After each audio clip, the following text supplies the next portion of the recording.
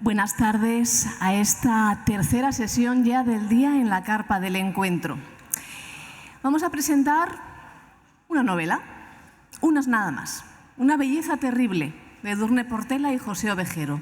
Una novela, nada más, sobre una vida, porque todos tenemos únicamente una vida, ¿verdad? Si nos ponemos técnicos, Raymond Molinier también tuvo nada más que una vida, eso sí, bien larga. 90 años, nació muy humilde en 1904, murió en 1994, pero una sola vida. Pero en esta Semana Negra, si algo sabemos, es que lo técnico no se lleva muy bien ni con la literatura, ni con la historia, ni con la vida en general. No es cierto. Raymond Molinier tuvo en realidad muchas vidas. Empezando porque tuvo varias identidades, por ejemplo, porque sus querencias o desquerencias, militantes o románticas, que tuvo en todos los aspectos, fueron muy abundantes, y además porque su historia, como casi toda la de esa heterodoxia del comunismo de los años 20 o 30, del cual él fue uno de los principales protagonistas, se sumerge, como sabéis, dentro de silencios, de brumas, de ausencias y, sobre todo, de mentiras. Tal vez por eso Una belleza terrible, este libro que tengo en mis manos, como seguro de que muchos de vosotros pues tendréis, y si no estaréis a punto de haceros con él por vuestro propio bien, pues haya tenido que ser quizás hecho a cuatro manos. Claro, era una historia tan compleja, era una historia tan difícil que lo tuvieron que hacer entre dos autores. Dos manos de la parte de Edurne Portela, otras dos de la mano de José Ovejero, dos vidas para contar una, que fueron muchas desde que Molinier, un personaje al que, si queréis, empezamos hablando por eso, ¿no? Es un personaje tan complejo al que no sabemos muy bien si odiar o si amar, si nos cae bien o si nos cae mal. Desde que este hombre decide hacer la revolución, como os digo, tiene muchas vidas, tiene muchas existencias. Él empieza en el Partido Comunista, después se va a los márgenes de la heterodoxia, milita en la Liga de Piernaville, llega a ser sirviente de Trotsky en la isla Príncipe y siempre sostenido, y esto es fundamental para entender Una belleza terrible, por un gran número de mujeres, entre las cuales emergen brillantes los personajes de Jean-Martin Despaliers, su primera mujer, y Vera Lanis, a las que, por medio de la literatura, que tiene esas cosas, tiene esas magias, Edurne y José les consiguen dar voz, eso que les hurtó la historia. Vamos a empezar por ahí. Un personaje complejísimo, una historia muy difícil de narrar, que requiere mucha documentación, pero es que además la documentación que os vais a encontrar pues no siempre va a decir la verdad. ¿Cómo decidís? ¿Cuál es el momento en el que decidís meteros en esta locura auténtica? Bueno, la culpa la tiene José, así que igual empiezas tú, ¿no? Vale, pues empiezo yo. Buenas tardes. Bueno, el encuentro con Raymond Molinier es un poco casual y descubro su nombre, que yo no había oído jamás, leyendo un ensayo sobre ciertos personajes del siglo XX, y según me lo encuentro siento curiosidad por él, porque fue secretario de Trotsky. Descubro que luego también estuvo en Argentina luchando contra la dictadura de Videla, porque era un gran estafador, porque montaba unas historias absolutamente increíbles. Literalmente, por ejemplo, montó un circo para sacar a perseguidos por el nazismo de Europa, los contrataba como artistas en Lisboa. Entonces, bueno, un personaje de estos rocambolescos que te llama la atención, pero bueno, eso no significa que quieras escribir sobre él. Lo que sucede es que enseguida empiezo a contarle a Edurne lo que estaba leyendo y nos damos cuenta muy rápidamente de que este personaje atraviesa el siglo XX, atraviesa las luchas revolucionarias del siglo XX, tanto en Europa como en América, muy cerca de Trotsky, es decir, en los márgenes, vamos a decir, de los grandes movimientos revolucionarios, y al mismo tiempo empezamos a encontrar toda una serie de mujeres que son tan interesantes como él. Y bueno, pues tanto Edurne como yo decidimos que queremos escribir esa novela, y entonces la siguiente decisión, que era o tú o yo o los dos, y nos decidimos por los dos, por escribir una novela a 4 manos, aunque en ese momento todavía no sabíamos qué significa escribir a 4 manos. Y claro, antes mencionabas, ¿no?, que es un personaje tan complejo que se necesitaban 4 manos, ¿no?, para escribirlo. En realidad nos parecía un personaje tan atractivo que eso es lo que nos empujó a escribirla juntos, ¿no?, porque decíamos, como dice José, era un hombre y con él todos estos personajes femeninos que iban apareciendo, que englobaban y representaban para nosotros toda una serie de luchas y toda una serie de ideales que fracasaran o no, avanzaran o no, representan para nosotros algo que creemos que se está perdiendo, ¿no?, que es esa fe en la capacidad transformadora, ¿no?, del ser humano, no tanto para el beneficio propio, sino para el beneficio común, ¿no? Entonces, enseguida nos dimos cuenta que esta serie de personajes encarnaban eso, y lo que nos apetecía mucho era explorar juntos cómo lo hicieron y si nosotros íbamos a ser capaces de retomar todas esas historias y convertirlas en una historia narrativa, ¿no?, en la novela, bueno, que hemos llegado a completar juntos. El análisis de los personajes de la novela es muy interesante porque no hay ninguno igual. A muchos de ellos les tuvisteis que dar una voz que no tenían, tuvisteis, por tanto, que repasar bien esas personalidades. Y lo primero que yo me di cuenta al leer este libro es que todos estos personajes que han sido contados una y otra vez, pues también pueden tener unas personalidades que no nos resulten atractivas, por más que el discurso histórico nos haya metido otra cosa en la cabeza, ¿no? Raimon Molinier es un personaje que muchas veces es tierno, pero otras veces es muy árido. Trotsky, el viejo, es un personaje absolutamente árido, al que sin embargo conseguís que el lector llegue a comprender, al menos en parte, porque tiene esa personalidad. O por ejemplo Lioba, el hijo de Trotsky, que también juega un papel fundamental en la novela. Es un personaje complicado, árido, frente a los personajes femeninos que sí que aportan un poco más de equilibrio. Claro, son personajes reales. Vosotros en la labor de documentación llegáis a hablar con descendientes, con familiares del propio Molinier. ¿En su relato estas personalidades estaban tan vivas o tuvisteis que hacer una labor de imaginación?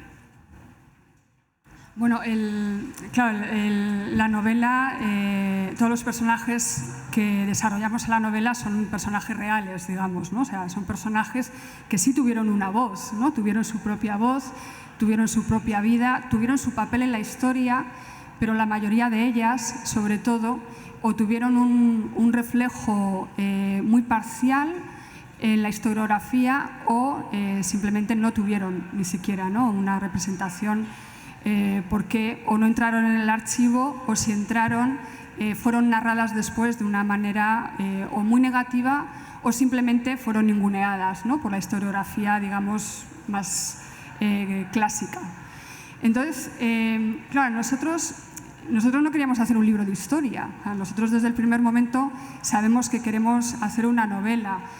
Y es cierto que nos centramos mucho en el archivo, pero claro, en ese archivo también hay voces, ¿no? Porque, por ejemplo, en un archivo que conseguimos que nos escanearan la mayoría de, bueno, todo lo que pedimos en realidad, ¿no?, que es el archivo de la Houghton Library, una biblioteca de Harvard, nos digitalizaron todas las cartas que les pedimos de muchos de estos personajes, pero sobre todo de Jean-Martin de Palier, que fue una mujer absolutamente fascinante, y ahí, a través de sus cartas, que además eran cartas muy íntimas, pudimos escuchar su voz, ¿no?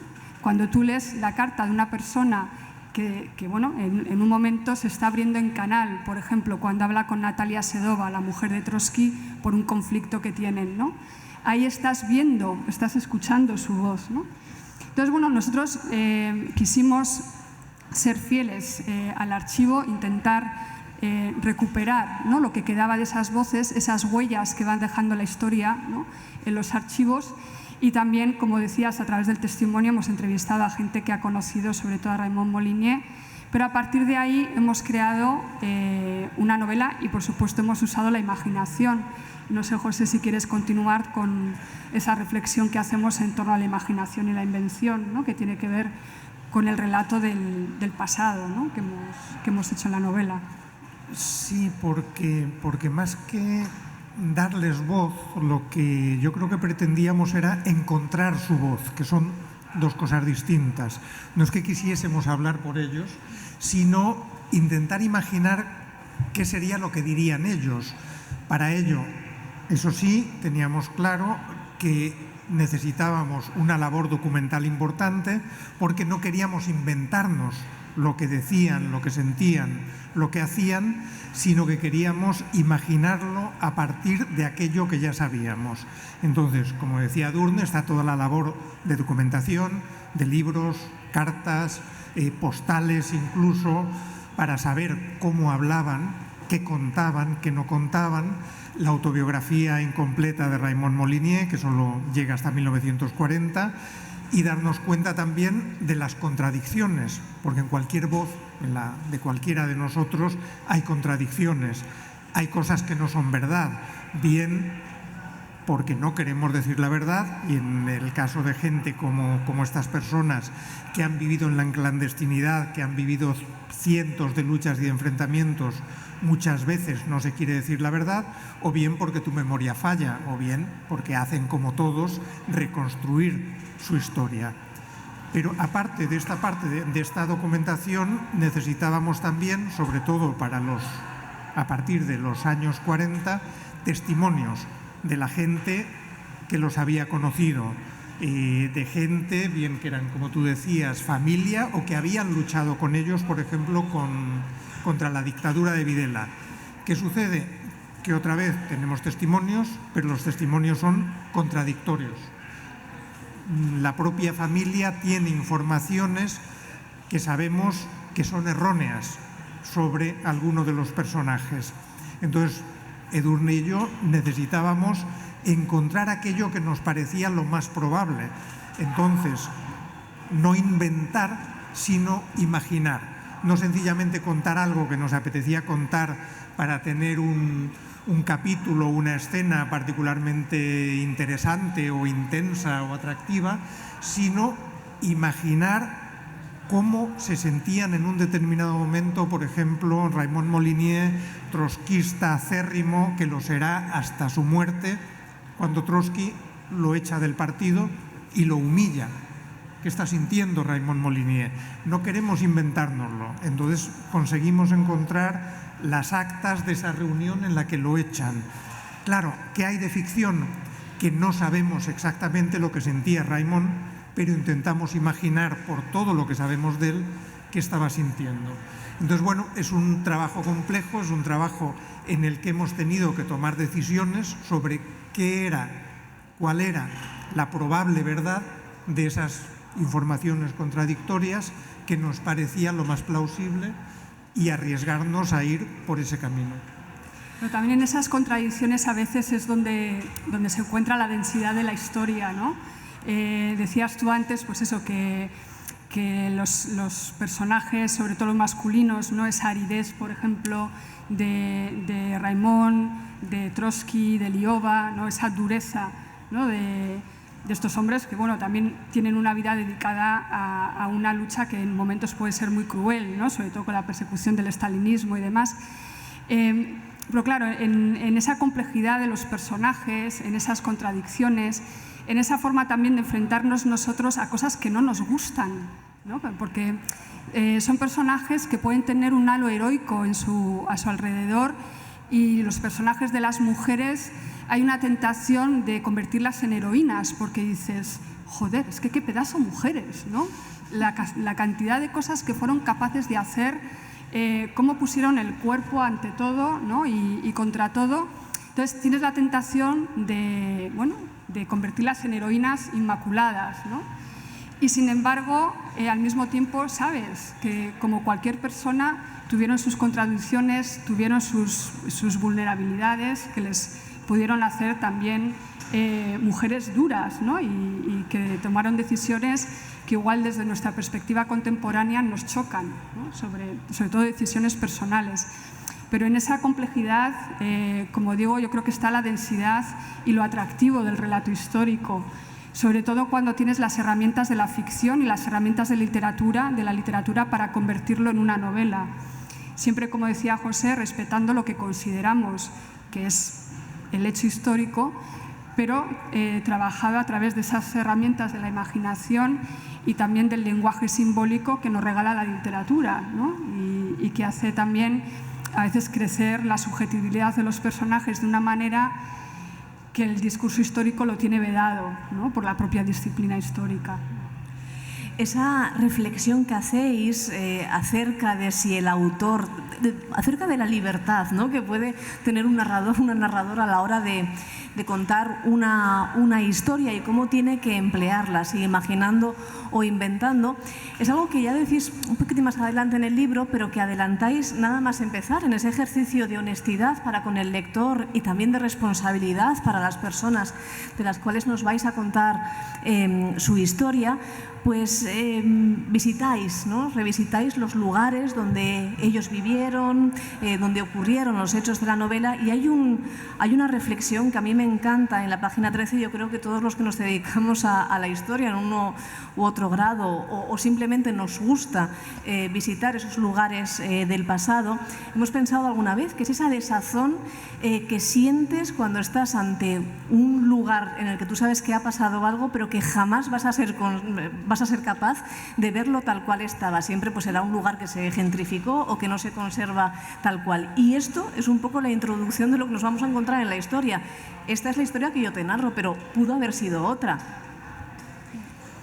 Sí, también darnos cuenta de que cualquier persona que está escribiendo sobre personajes históricos tiene sus propios prejuicios. Y no me refiero solo a favor o en contra, sino que te haces una idea del personaje y quisieras que todo encaje, ¿no? Pero nada encaja en la realidad. Nadie es solo una persona. Entonces, por ejemplo, con Raimon Molinier, que desde el principio veíamos a este joven, no voy a decir alocado, pero un poco chiflado en su manera de actuar, aunque sabiendo lo que quería, pero capaz de enfrentarse con todo el mundo, de montar unas broncas tremendas, de montar unos negocios absolutamente arriesgados, desde luego fuera de la ley, muchos de ellos, al que llaman el desaforado, que monta unas broncas tremendas en cualquier partido en el que está, pues tú ya te haces la imagen de esa persona y empiezas a contar con esa idea. Y de pronto encuentras testigos que te dicen: era un hombre encantador, era muy dulce, Dices, un momento, pero ¿cuál de los dos? Pero ¿y si no tengo que elegir? ¿Y si es los dos? ¿No? Entonces eso también es una parte del trabajo que teníamos que hacer Edurne y yo, de respetar la complejidad de los personajes. Claro, si uno lee solo 4 líneas sobre Jeanne Martin, hija, de una familia aristocrática, hija de militares, la ves en las fotos siempre muy apocadita, muy en segundo plano, que parece que no se atrevería a alzar la voz, y sin embargo una de las primeras cosas que leemos sobre ella es que en una reunión de partido se vota la expulsión de Raimon Molinier y ella vota a favor. Ella es su pareja, ella quiere seguir siendo su pareja, pero sabe lo que cree que es correcto, y Raimon está entorpeciendo el trabajo del partido, entonces ella vota en contra. Entonces esa capacidad es impresionante, pero también te desmonta un poco la imagen que podías empezar a tener de ella. También una imagen creada por la historiografía, que como ella en un momento dado, como es capaz de enfrentarse a cualquiera, se enfrenta a Trotsky en una pelea bastante feroz, la historiografía trotskista la maltrata, o más bien la trata de histérica, de loca, de irresponsable, y encontrar contra todas esas palabras que están ahí, que están por escrito, que están en la documentación, una Jeanne Martin que quizá no es como nos la han contado, y empezar a ver cómo puede ser, a través, viendo claro sus cartas, sus postales, su relación con Natalia, la mujer de Trotsky, etcétera, etcétera. Bueno, pues es un trabajo complejo, pero al mismo tiempo es muy enriquecedor. Otra de las cosas, a mi entender, porque evidentemente luego cada lector aborda una novela de forma absolutamente singular e individual. Pero creo que es algo bastante obvio y que quizás vosotros también os hayáis esforzado en trabajar en esta novela, es cómo van paralelas pues, las tramas quizás más personales de derrumbe. Yo la definiría como una novela de derrumbes. Aquí todo se derrumban los personajes, se derrumban las relaciones, las familias y finalmente se va a derrumbar también la idea que ellos habían tenido del mundo. Vemos derrumbarse las vidas de los personajes, vemos derrumbarse el trotskismo hasta el punto de que cuando llegamos, por ejemplo, a esa, digo, maravillosa escena por cómo la narráis vosotros, ¿no? La escena del asesinato de Trotsky es una escena en la cual vemos un hombre absolutamente derrotado por la política, derrotado por la vida y derrotado y cansado por llevar escondiéndose tantos años. Te diría que sí y no, porque en parte es verdad, ¿no? Además, bueno, se sabe, ¿no? El asesinato tan brutal, ¿no? de Trotsky, pero también nosotros nos lo intentamos imaginar intentando resistir hasta el último momento esa violencia, ¿no? Que bueno, es algo, también les decimos, si esperan que esto es una novela sobre Trotsky, no es. Es un personaje muy secundario de la novela, lo que pasa que hay un momento que sí le prestamos atención, ¿no? Sobre todo a la mitad de la novela. Pero bueno, es cierto que todos estos personajes van perdiendo, ¿no? Son como los grandes perdedores de la historia, pero tampoco se nos olvida, y yo creo que esto es algo que tenemos presente cuando escribimos esta novela y cuando escribimos el final de la vida de Raymond Molinier, que muchas de los avances que tenemos como sociedad y que decimos o que achacamos a la socialdemocracia, en buena medida se lo debemos a gente como ellas y ellos, que pusieron el cuerpo en primera fila y que lucharon por derechos tan básicos como las 40 horas semanales, las pagas por enfermedad, las vacaciones, etcétera, etcétera, ¿no? Entonces, no se nos olvida que la gran idea, ¿no? del trotskismo, del comunismo, fue derrotada en muchos sentidos, pero que también hubo una resistencia continua y constante que consiguió que al final muchas de las cosas por las que lucharon, y sobre todo también hablando de derechos de las mujeres, ¿no? se consiguieran porque partieron de esa base y partieron de esas luchas, ¿no? Esa reflexión también que hacéis, ahora que hablamos de las mujeres, acerca de cómo ellas fueron borradas de la historia o simplemente, como decís en un momento determinado de la novela, que ellas no fueran conscientes en ningún momento de que tenían que formar parte de la historia, que estaban formando parte de esa historia y por tanto no vamos a encontrar textos escritos por ella en primera persona, sí de Jan, que tiene unas cartas, pero siempre dentro del ámbito familiar. Bueno, pues vosotros también hacéis ese trabajo, os sentís responsables de hacer, como decía antes José, ¿no? de ponerles la voz. Sí, responsables sobre todo de encontrar a esas mujeres. Quiero decir, cuando empezamos a escribir teníamos muy poca documentación y teníamos la sensación además de que no íbamos a encontrar todo lo que necesitábamos para escribir esa novela. Entonces, la primera responsabilidad era buscar todo lo posible y en todos los rincones, como decía antes, para encontrar su voz, no para dársela. Entonces, bueno, pues a pesar de todo, poco a poco fuimos encontrándola, porque estaba ahí. Porque aunque Vera Lanis, que fue la segunda mujer de Raymond, hubiese dado su apellido a Trotsky y a Natalia para sus papeles falsos, aunque hubiese cuidado de Trotsky, aunque hubiese estado en primera línea de las luchas trotskistas, Trotsky no la menciona en ningún momento y la inmensa mayoría de la gente que la conoció tampoco. Pero eso no significa que no estuviese por ahí. Entonces, bueno, pues buscando testimonios, encontramos solo 2 o 3 cartas, buscando lo que decía de ella uno de los secretarios de Trotsky, Jan van Ayenor, etcétera, etcétera, empiezas a encontrar al personaje y empiezas a saber más sobre ella, y precisamente porque la habían borrado de tal manera o había desaparecido de una manera casi tan sistemática, es uno de los personajes a los que decidimos poner a hablar en primera persona. Es, creo que la única que dice algo así como: me llamo Vera Lanis y yo hice etcétera. Porque sí, porque su voz está ahí. También hay una entrevista no muy larga que le hizo Tununa Mercado que nos permitía también oír su voz. Entonces, bueno, hay toda esa reconstrucción también contra la historia que a veces se falsea. Es el caso de Elisabeth Kessemann, una joven alemana que fue brevemente pareja de Raimon cuando él era mucho más mayor, que fue torturada, violada, asesinada por la dictadura de Videla.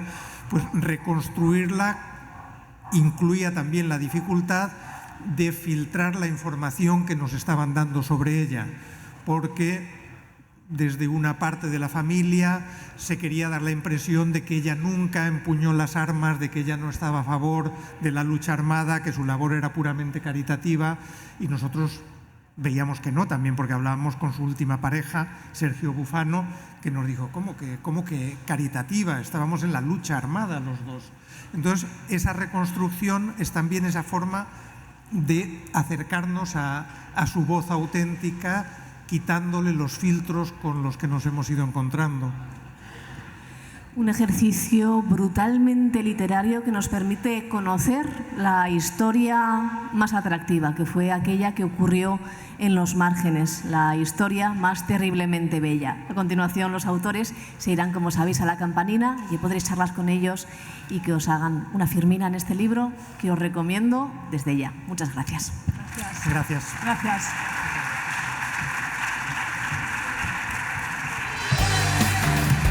Oxon 3 Comunicación Natural. Toyota. Renfe. Nuevo Espacio Elite. San Miguel. Coca-Cola. Universidad de Oviedo. El Ayuntamiento de Gijón y el Gobierno del Principado de Asturias. Patrocinan la 38ª edición de la Semana Negra.